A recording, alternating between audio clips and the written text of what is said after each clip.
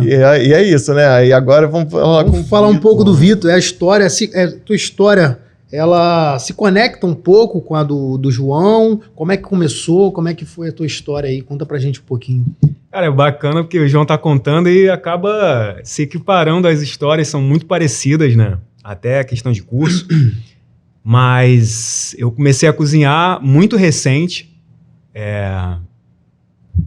Eu tô com 31, eu aprendi a cozinhar por volta de 25, sabe? Então eu falo para as pessoas que eu entrei na universidade sem saber fazer arroz e feijão, e foi um fato. Eu vou chegar lá, vou só contextualizar, né, antes de chegar, mas eu tomei gosto dentro de casa fazendo comida para minha mãe. E aí o que ocorria? Minha mãe, ela tinha um problema muito grave assim de estômago. Então ela se sentia mal e não conseguia ir para a cozinha, né? Fazer arroz, feijão, que fazia normal no dia a dia. E eu que tinha que ir. Mas eu não sabia fazer arroz, não sabia fazer nada. Fazer um macarrão, não sabia temperar um frango. Aí eu ficava assim, caramba, preciso aprender para quando isso acontecer, eu, né, fazer uma comida digna, assim, sabe? Enfim, não sabia. Falei, cara, vou aprender. Vou aprender. E ainda tinha mais um agravante, porque as coisas que a gente fazia, ela comia e voltava a se sentir mal, sabe? Pesava, aquela coisa toda que a gente conhece de dor de estômago. E eu falei, cara, eu preciso fazer algo que seja bom, saboroso e que ao mesmo tempo faça com que ela se sinta bem, né? Ao comer, não faça ela se sentir mal. Poxa, que já é uma coisa assim, uma situação bem ruim, né? Você tá ali precisando comer e não consegue. Falei, cara, vou fazer um curso de auxiliar, vou fazer uma faculdade, vou fazer alguma coisa para aprender as duas coisas. E aí eu pensei, poxa, vou fazer nutrição, né? Vou fazer gastronomia. Aí ficava nesse impasse, nutrição ou gastronomia? Nutrição ou gastronomia? E nessa imparcialidade toda, eu descobri um pré-vestibular social, né? Na época do PH. E aí, cara, 60 alunos selecionados, 500 candidatos. Falei, caramba, e agora? Será que é possível? Será? Falei, vamos embora. E aí fui um dos selecionados, e aí dentro do PH, ali cursando um pré-vestibular extensivo, eu consegui, né, ter todo o direcionamento vocacional para poder me localizar ali, caramba, vou fazer o quê, né? Vou para nutrição, vou para gastronomia. Isso em 2017. Quando foi em 2018, saiu o resultado do Enem, eu tive uma nota muito alta, assim, na média. E aí passei para o FRJ para nutrição e gastronomia. Nossa, primeiro e segundo lugares. Caraca, eu falei, cara, bom. Feliz da vida. Agora eu vou escolher. E a dúvida. Eu vou escolher, cara, o que eu faço? Bom é isso, né? Que tu teve a escolha, né? De um ou outro. Aí eu falei assim, vou fazer a primeira semana, né? Sei lá, de nutrição, porque o resultado de nutrição saiu primeiro e de gastronomia saiu depois, mas eu queria já nessa altura fazer gastronomia. Que até que a nota de corte da UFRJ de gastronomia é absurda. Irmão, altíssima, era coisa de 600 e pouco, assim. Já teve época, no primeiro curso, que até o curso que o Gilberto fez, era maior que medicina, pô. A nota de corte de gastronomia. Caramba! Porque era pouca vaga e uma demanda, muita gente querendo fazer. Então a nota de corte... Porque é um curso caríssimo, né? Assim, para particular é muito caro, né? Então eu acredito também que essa concorrência também vem disso. As pessoas querem ter esse sonho de fazer uma faculdade que realmente, para muita gente, às vezes é inacessível, né? Não, eu acho que a questão toda, assim, o agravante, né? O FRJ, então, é uma universidade... Muito boa, né? E você boa, né? Paga e muito boa, cara. Assim, uma universidade de gastronomia entre uma das melhores do país. Né? Teu currículo, assim, é absurdo, impressionante. E aí eu falei, cara, e agora? Aí fiquei uma semana de integração em nutrição, João. Fazendo ali a integração com a galera de nutrição, sabe? Conheci o CA, conheci os veteranos, conheci os professores, conheci toda, né, a estrutura ali da UFRJ. E uma semana depois saiu o resultado de gastronomia e eu tava dentro, abandonar a nutrição, meus colegas. Até hoje, pra pôr o traíra. Eu falei, não, gente. É que, cara, assim, me chamou. E aí fiz um período de gastronomia lá na UFRJ, fiquei 18.1, né? Até o meio do ano de 2018. O curso é muito puxado, é um curso integral.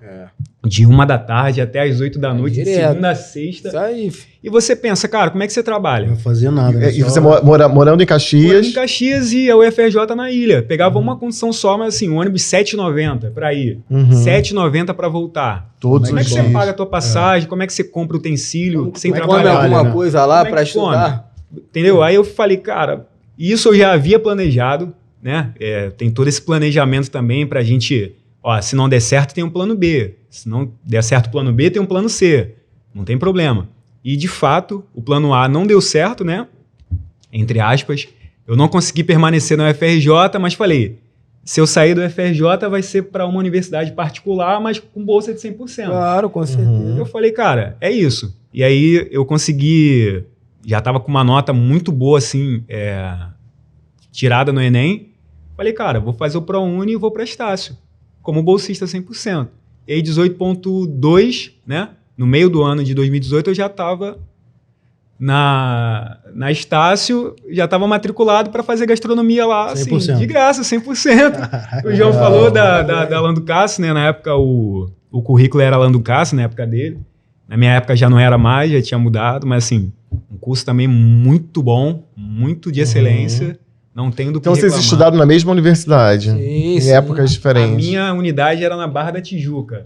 Eu não- Jobim. Eu não fazia na Barra por conta disso, que minha vida era ali Era toda ali no centro. no centro, eu conseguia me resolver por lá. Por lá, né? Era E mais aí foi fácil. isso. Então a sua dor foi a sua mãe, né? De não poder comer coisas que faziam mal a ela. Então daí que você Daí que você veio- Aí surgiu a ideia de fazer, De porque, fazer. cara, é assim, Pra é chato. poder- Você tá em casa, por 25 anos, você não sabe fazer um arroz e feijão. Aí a ficha cai, e eu já morava com a minha mãe, minhas 2 irmãs casadas, a mais nova e a mais velha. E só tinha eu e ela ali, cara. Eu ia pro fogão, João ia ali, caraca, como é que bota tem que se isso na virar. pressão, como é que faz um arroz legal? E aí você entra na universidade, já tem os primeiros contatos ali com os professores, com a culinária de fato. E aí, cara, você aprende técnica. E aí você chega em casa já com aquela vontade de querer reproduzir aquilo que você já aprendeu no dia anterior. Você fala, mãe, aprendi isso aqui, vamos tentar.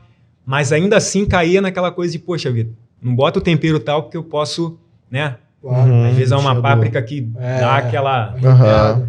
dá uma irritada no estômago. Eu falava, não, tudo bem. Na próxima aula vamos ver o que eles vão utilizar ali de tempero pra gente substituir aqui. E como foi essa da Barra para Caxias, esse contato com a gastronomia, com outros universos, né? Com outras classes sociais, outras pessoas. O que tu levava para casa, assim, dessa interação, dessa experiência da faculdade? Ah, Pablo, a essa altura, eu já estava pensando muito no networking, o que vocês estavam conversando aqui há pouco. Eu já estava muito preocupado com o networking. Então, eu sabia da luta, sabia da dificuldade que era sair de Caxias de manhã cedo também, aquela mesma história. Sair de Caxias de manhã cedo para poder chegar lá na Barra da Tijuca às 7h30 da manhã, para poder ter a primeira aula e ficar lá até 2 horas da tarde. E eu falei, cara, esse ambiente aqui eu vou tirar proveito no tempo inteiro que eu estiver aqui cursando. Tempo que eu estiver aqui fazendo gastronomia, eu vou ter contato com as pessoas, não vou me inferiorizar porque eu sou da Baixada e a pessoa mora aqui na Barra ou mora no Recreio. Pelo contrário, eu vou buscar esse networking, né? Tinha muita gente lá que fazia... É difícil. Eu estudei na Barra também, na AGS. Eu fiz educação física lá e assim, realmente é difícil. O pessoal de lá tem um pouco de preconceito com o pessoal de Baixada. São um mundo diverso, né? Você vê... Agora, veja bem, uma universidade pública, você conseguiu passar com êxito, porque conseguiu passar também no vestibular que te deu a condição de tu passar na universidade pública, e aí você não conseguiu ter fôlego porque você precisa pagar a conta, você precisa sobreviver, né? Eu não tô nem falando de viver, tô falando de sobreviver. Então é muito difícil isso. E aí depois, quando você resolve ir para uma universidade particular, porque você vai ter um pouco de mais de tempo para trabalhar e estudar, e aí vem outras barreiras sociais também, Sim. que na UFRJ não é diferente. A grande parte da UFRJ é pessoas que têm um privilégio acima. E a bronca aqui não é o privilégio. Porque eu quero que minha filha tenha privilégio também. Eu trabalho todo dia para isso. Para que ela tenha um privilégio. A bronca é isso. A ideia aqui não é ter mais histórias como do Pablo, como do João. A ideia é ter histórias que partem do mesmo lugar. Que partem do mesmo princípio. Sim. Porque dá para fazer? Dá, mas precisa ser sempre 5, 6, 7, 8, 9, 10 vezes mais? Porque não parte do mesmo princípio, das mesmas oportunidades, então assim, dá para fazer, mas é cansativo. A gente falando aqui é filosófico, é bonito. Pô, agora que eu tô numa situação dessa, mas quantas pessoas estão batalhando nesse momento, para tentar chegar? Quantas pessoas desistiram e algumas pessoas ficam colocando nossa história como parâmetro? Pô, olha a história lá do Vitor, olha a história do João. Se ele conseguiu, você não é assim. É difícil. Então, eu acho que é uma questão.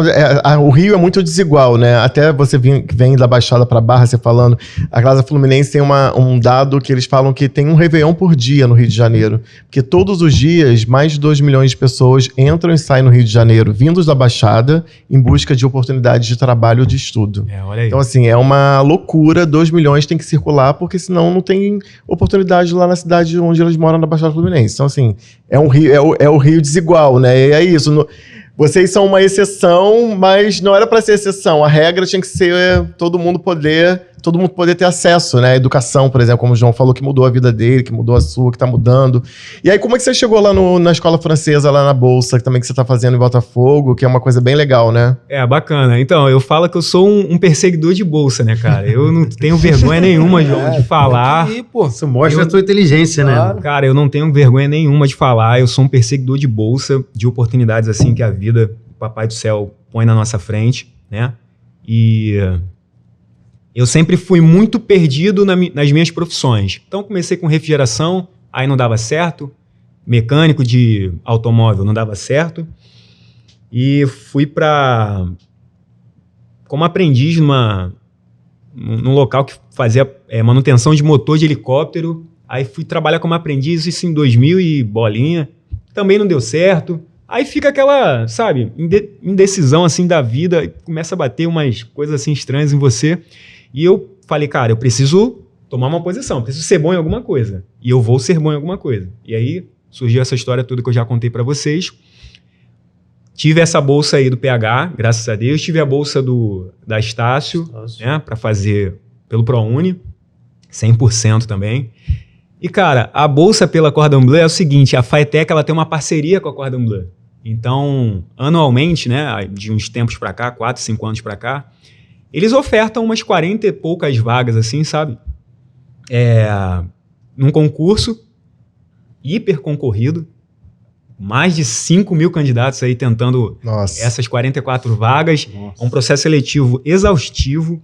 Começa em dezembro, termina só em março. É uma coisa bizarra, você tem que fazer prova teórica, aí você vai lá para a Faetec, faz uma prova teórica, aí tem a outra etapa do processo, que é a entrevista presencial.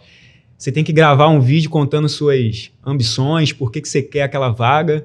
E, cara, a história que eu contei para eles foi exatamente a história que eu tô contando aqui para vocês. A história da mãe, que precisava de mim para fazer as coisas, o fato de eu querer aprender, e aí vai juntando a essa altura algumas outras aptidões, né? Você vê chefes aí, né, no cenário nacional fazendo comidas assim absurdas, e essa coisa do servir as pessoas, né, João? Você poder fazer um prato, as pessoas se deliciarem com aquilo e falar, caramba, que prato gostoso, cara, que esse camarada fez. E já era satisfatória essa altura para mim.